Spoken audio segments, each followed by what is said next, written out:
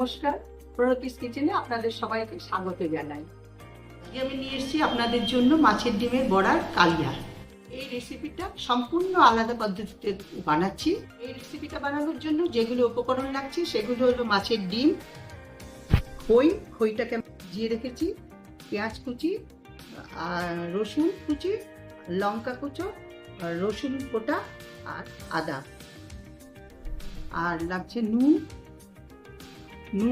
হলুদ, আর লঙ্কা গুঁড়ো, কাশ্মীরি লঙ্কার গুঁড়ো, জিরে গুঁড়ো, ধনে গুঁড়ো, সর্ষের তেল, ঘি। হলুদ দিয়ে আমি মাছের ডিমগুলোকে মেখে নেব।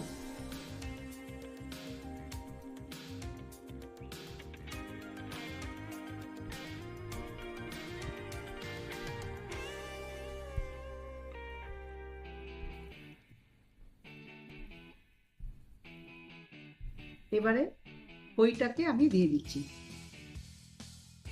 খইগুলোকে আমি নর্মাল জলে ভিজিয়ে রেখেছিলাম।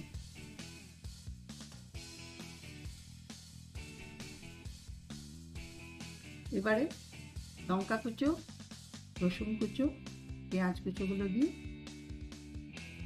মেখে নিচ্ছি।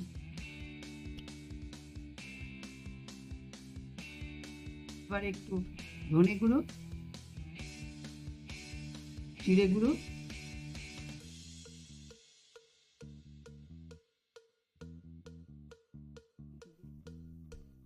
চটকে মেখে নেবো ভালো করে।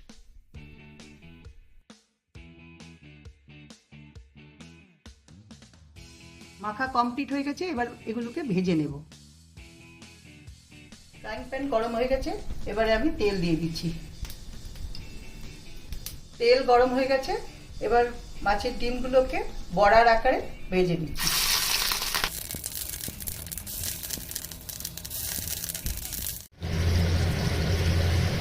ডিমের বড়াগুলো ভাজা হয়ে গেছে, এবার এগুলোকে উঠিয়ে নিচ্ছি।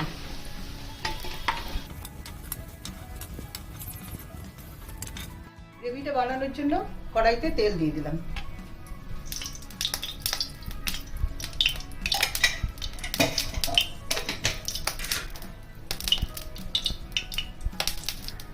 এবার ফোড়ন দিলাম একটু জিরে, পেঁয়াজ কুচোগুলো দিয়ে দিলাম।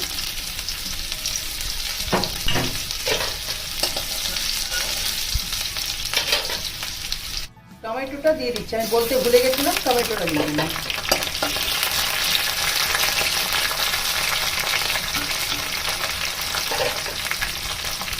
এবারে পেঁয়াজ, রসুন, আদা, লঙ্কা বাটা আছে, এটা দিয়ে দিলাম।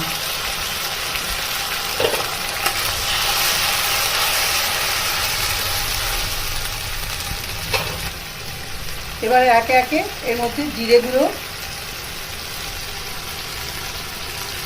কাশ্মীরি লঙ্কা গুঁড়ো,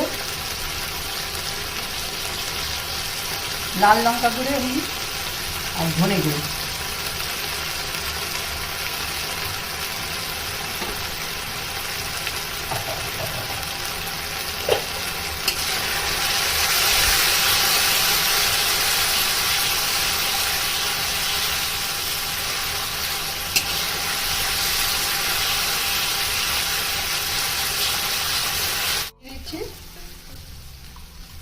হলুদ দিয়ে দিচ্ছি।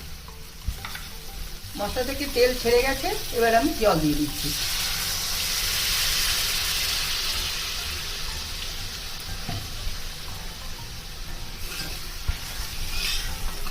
এবার আমি 5 মিনিটের জন্য এটাকে ঢাকা দিয়ে রাখলাম ফুটতে দেওয়ার জন্য।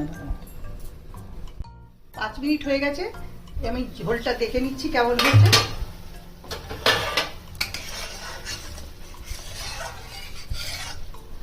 ঝোলটা ফুটে গেছে ভালো মতো, এবার বড়াগুলো আমি দিয়ে দিচ্ছি।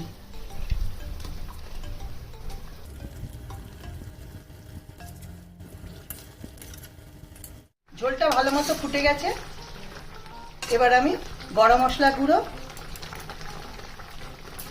আর ঘি দিয়ে ঢেকে রাখছি। 5 মিনিটের জন্য ঢেকে দেবো।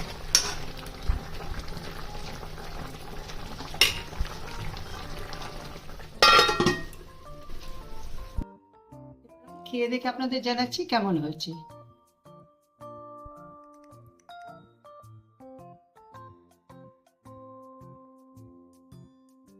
অসাধারণ হয়েছে, দারুণ হয়েছে। আপনারা এইভাবে খেয়ে, রান্নাটা ভালো লেগে থাকলে কমেন্ট করুন, শেয়ার করুন এবং সাবস্ক্রাইব করুন।